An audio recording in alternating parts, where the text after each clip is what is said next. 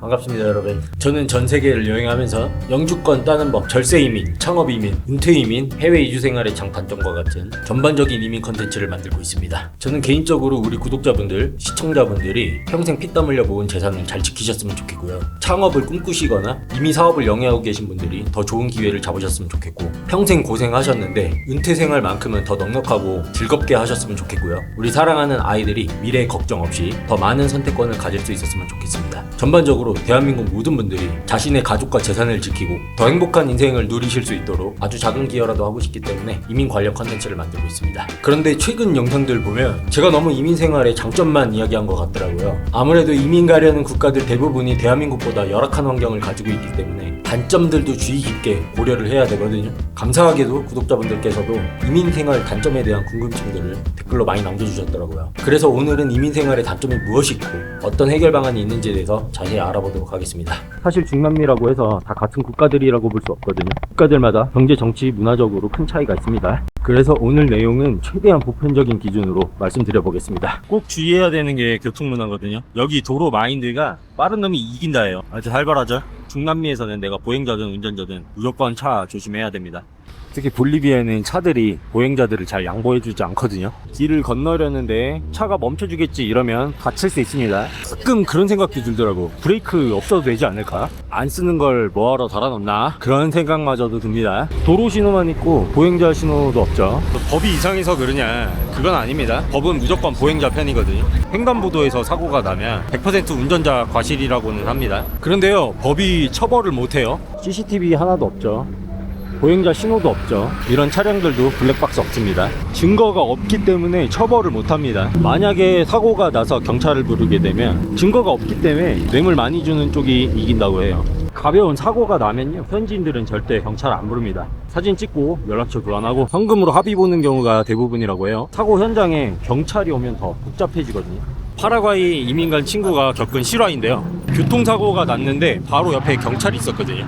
아주 가벼운 접촉사고인데도 불구하고 경찰서 끌려가서 동료 경찰들 다 있는 데서 너 처벌받을래? 아니면 나한테 돈 주고 없던 일로 할래? 경찰서 안에서 대놓고 돈 요구할 정도로 부패했어요. 남미에서는 늘 차 조심하시고, 혹시나 사고가 발생했는데 내가 가해자라면 상대방에게 돈 주고 그 자리에서 합의 보는 걸 권장드립니다. 현지인들 돌아다니다 차에 치여도요, $200에서 $300 정도 합의금 준다고 하면요, 대부분 그냥 다 오케이 한다고 하거든요. 혹시나 내가 피해자일 때는 증거가 제대로 있어야 되거든요. 증거만 확실하면 부패한 경찰도 어떻게 할 수 없기 때문에 현지 이민 오셔서 자차 운행하실 분들께서는 블랙박스 필수입니다. 혹시나 내 과실이 너무 커, 내가 매우 불리한 상황이라면요, 경찰 공무원들 돈으로 하면, 모든 남미 국가가 다 이런 건 아니에요. 아르헨티나나 브라질은 그렇게 난폭하게 운전하는 사람 많이 없었거든요. 파라과이 엔카르나시온 같은 부자 동네는 제 경험상 차가 보행자를 훨씬 더 많이 배려합니다. 내가 어느 나라에 정착할 건지에 따라서 교통체계와 문화를 잘 숙지할 필요가 있어 보입니다.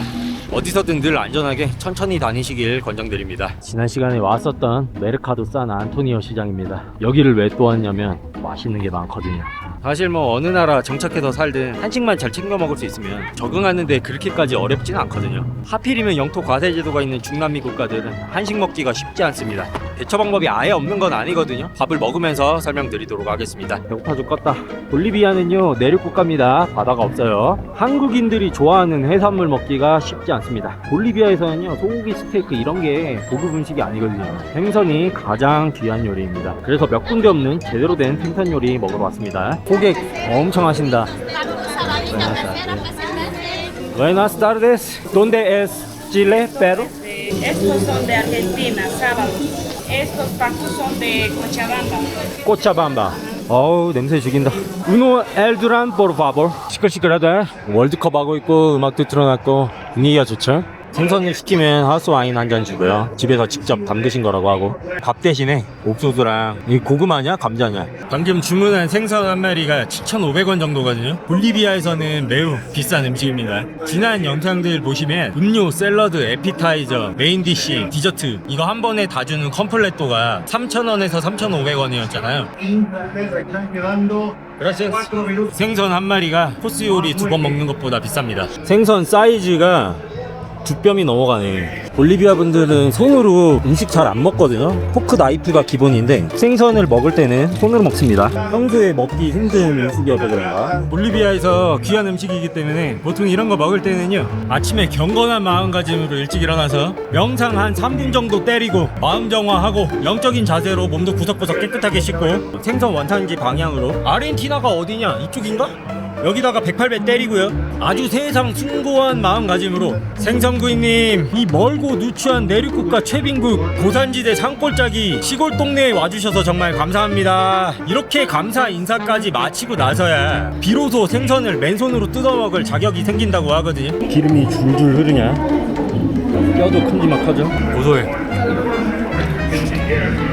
맛있게 잘 먹었습니다. 생선구이조차도 먹기 힘들기 때문에 한국인들이 좋아하는 회나 해초류, 싱싱한 갑각류 먹는 건 더 힘들겠죠. 물론 남미에서는 내륙국가인 볼리비아, 파라과이만 해당됩니다. 칠레나 브라질 같이 바다가 있는 국가들은 다양한 해산물들 즐기실 수 있습니다. 소리가 좀 시끄러워서 이쪽으로 왔고요. 중남미 대부분 국가들 도심 지역에는 한식당이 많이 있거든요. 언제든지 먹을 수 있고 한국이랑 가격도 비슷해요. 사실 그렇게 나쁘다고 볼 순 없고, 다만 이런 날 있잖아. 나는 오늘 꼭 빼장국이 먹고 싶어. 내가 원하는 메뉴를 취급하는 식당이 없는 경우가 있어요. 메뉴가 한정적이라는 게 가장 큰 문제거든요. 제가 머무르고 있는 이곳 수쿨에도 한식당이 하나 있는데 분식이 주 종목이거든요. 이 도시에서는 빼장국 못 사 먹습니다. 가장 효과적인 해결책은 내가 원하는 음식을 직접 해먹는 거더라고요. 나는 생전에 요리 한번 제대로 안 해봤는데 이런 분들도 계시죠. 제미나이 GPT 그룹 AI한테 레시피 물어보면요, 그 나라의 현지에서 구할 수 있는 재료로 만들 수 있는 한식들 자세하게 알려주거든요. 초보자들도 쉽고 맛있게 조리할 수 있습니다. 저도 한국에 있을 때는 거의 요리를 하지 않는 사람이었는데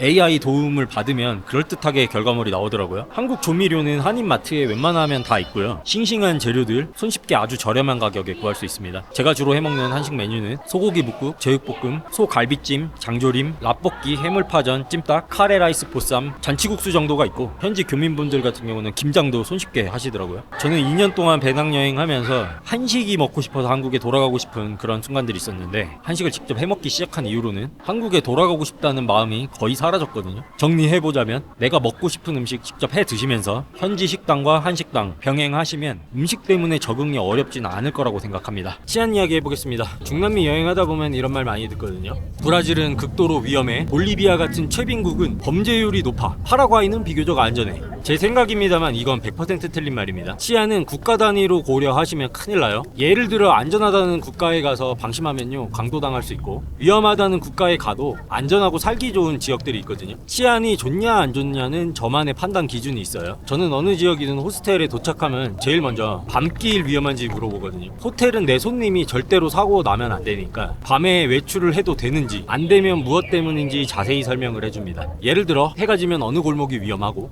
마약하는 사람들은 어느 지역에 모여있고, 여기는 소지품이 털린 외국인 관광객이 한두 명이 아니니까 소매치기 조심해라, 이런 식으로요. 이게 제가 판단하는 치안의 척도입니다. 제 경험상 현지 호스텔이나 호텔 근무하시는 분들이 가장 정확했거든요. 직접 여행 다녔던 지역들 위주로 설명드려볼게요. 모두가 위험하다고 하는 브라질 보면요, 우리가 잘 알고 있는 상파울루, 리우데자네이로가 있는 북쪽 지역하고 국경지대는 치안이 안 좋아 보였습니다. 상파울루 같은 경우는 밤도착이었는데 버스기사 아저씨가 혼자 가면 위험하다고 숙소까지 같이 동행을 해주셨고요. 해안선 따라 남쪽으로 이동하게 되면 점점 부자 동네가 나오거든요.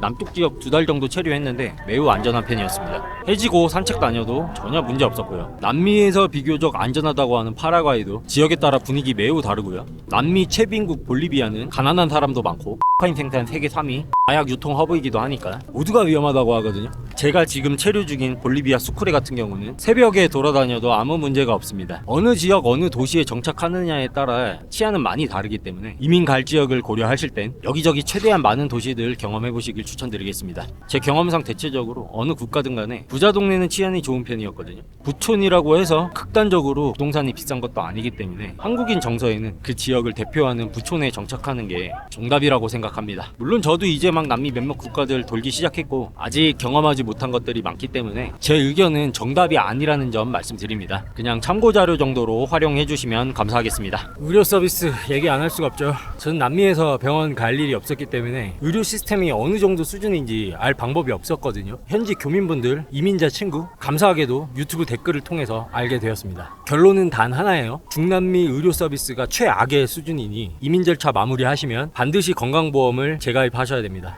이민 생활 하실 분들은 크게 두 가지 케이스가 있을 텐데요. 시민권은 한국에 두고 영주권만 취득 후에 이민 생활 하실 계획이신 분들은요, 그냥 건강보험 쭉 유지가 가능하고요. 부동산 절세나 국민연금 일시급 환급하시려는 분들은 해외 이주 신고를 해야 되는데, 해외 이주 신고를 하게 되는 순간 건강보험 자격이 상실되거든요. 이런 분들께서는 한국에 다시 들어오셔서 다른 데 가지 않고 6개월 체류하시면요, 지역 가입자 신분으로 재가입이 가능합니다. 건강보험 안 그래도 적자인데 제 외국민이 혹은 국내 거주하는 외국인이 건강보험 타 먹으면 더 빨리 고갈되는 거 아니냐, 왜 나라를 떠난 사람들한테까지 건강보험 혜택을 주냐, 이런 말씀 많이들 하시죠. 건강보험공단이 재가입시켜주는 이유가 있어요. 제 외국민과 국내 체류 외국인이 내는 건강보험료는요, 재정수지 흑자입니다. 오히려 우리가 우려하는 건강보험 고갈 시기를 더 늦춰주는 역할을 하고 있어요. 국가도 건강보험공단도 대한민국 거주자도 재외국민도 모두가 윈윈하는 상황이거든요. 그리고 제 생각입니다만 건강보험을 재가입하시려는 분들은요, 그럴 만한 권리가 있습니다. 보통 해외로 이민 준비하셔서 가시는 분들 보면요, 대부분 한국에서 오랫동안 경제활동을 하신 분들이거든요. 짧게는 수년에서 많게는 수십 년 건강보험을 꼬박꼬박 성실하게 납부하신 분들입니다. 이분들이 젊었을 때는 병원 안 가고 건강보험만 꼬박꼬박 납부했을 거 아니에요. 당연히 건강보험 혜택을 받을 자격이 있다고 생각합니다. Buenas tardes.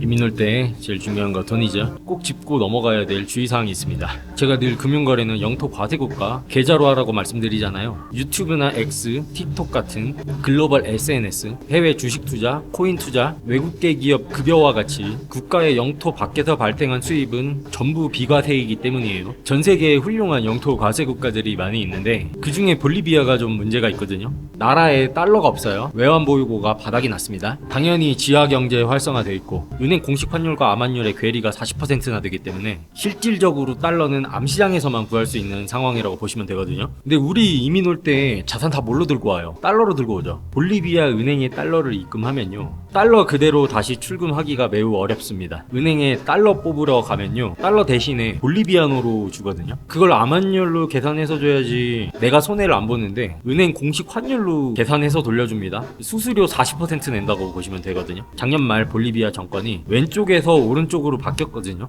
아르헨티나도 왼쪽에서 오른쪽 바뀌고 나서 달러 암환전이 없어졌는데 볼리비아도 똑같이 그렇게 한다고 합니다. 찾아보니까 작년에 정권 바뀌기 전에는 암환전 괴리율이 100%를 넘었더라고요. 암환전 시장에서 환전하게 되면 돈을 2배 이상 더 많이 줬다고 보면 되거든요. 우리 같은 외국인들이 목돈을 들고 들어오기에는 매우 깨림직한 게 사실입니다. 이런 어처구니 없는 상황을 막고자, 개인의 금융 자유를 보장하고자 새롭게 등장한 화폐가 뭡니까? 스테이블 코인이죠. 볼리비아에서는요, 달러 대신에 USDT, USDC를 쓰거든요. 스테이블 코인들을 쓰게 되면 모든 금융 문제가 다 해결돼 버립니다. 오히려 달러 현금보다 사용하는 게 더 쉽거든요. 핀테크 어플 깔고 QR로 그냥 결제하면 5초 만에 알아서 암환전 환율로 출금이 됩니다. 대형마트, 구멍가게, 길거리 노점상마저도 전부 다 스테이블 코인 결제가 가능하거든요. 구걸하는 거지들도 스테이블 코인 준다 그러면 받습니다. 계좌가 있습니다. 볼리비아 현찰이 필요하신 분들 같은 경우는 바이낸스 암호화폐 거래소에서 P2P 암환전을 할 수 있거든요.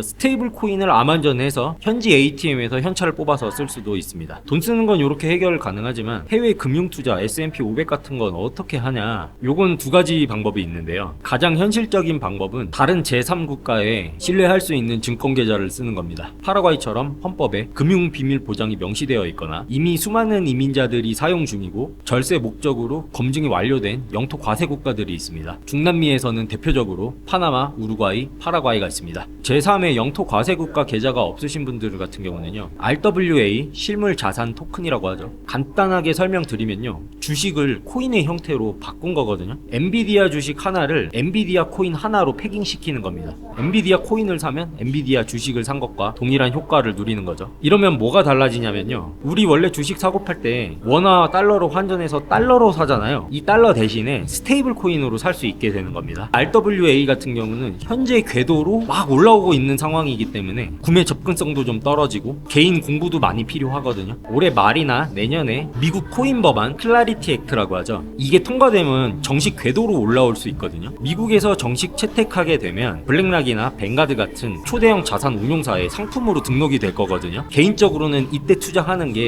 더 좋을 것 같습니다. 저는 이때가 되면 무조건 매수할 계획입니다. 미국 주식들이 토큰으로 바뀌게 되면 우리같이 이민을 꿈꾸는 사람들한테는 새로운 지평, 유토피아가 열리게 되는 거거든요. 해외에서 내 자산을 관리하는 게 너무 쉬워질 거예요. 절세하는 방법들도 더 다양해질 거고요. 실물 자산 토큰은 추후에 제가 직접 구매해보고 이민 갈 때 어떻게 활용할 수 있는지 영상으로 따로 만들도록 하겠습니다. 오늘 이민 생활 단점을 이야기했는데 만만한 게 하나 없죠. 잘 생각해보면 원래 우리 인생엔 만만한 게 하나도 없어요. 그냥 평범하게 사는 것조차도 힘들어 죽겠는 게 우리 인생이죠. 그런데 이 현실을 벗어나서 더 나은 미래를 만들어 보겠다는 건 당연히 훨씬 더 어려울 수밖에 없겠죠. 하지만 이런 고통을 감내하고 변화를 받아들이고 내 것으로 흡수하게 되면요, 극한의 절세, 사업 번창, 넉넉한 은퇴, 리스크 분산 등등의 새로운 가치들을 얻게 됩니다. 이민 관련 궁금증 댓글 남겨주시면 제가 알아볼 수 있는 선에서 최대한 알아보고 답변 드리도록 하겠습니다. 이민을 고려 중이시거나 이미 준비 중이신 모든 분들 진심으로 응원합니다. 오늘은 여기까지 하겠습니다. 늘쳐 맞으면서 지 마음대로 여행하는 규쳤습니다.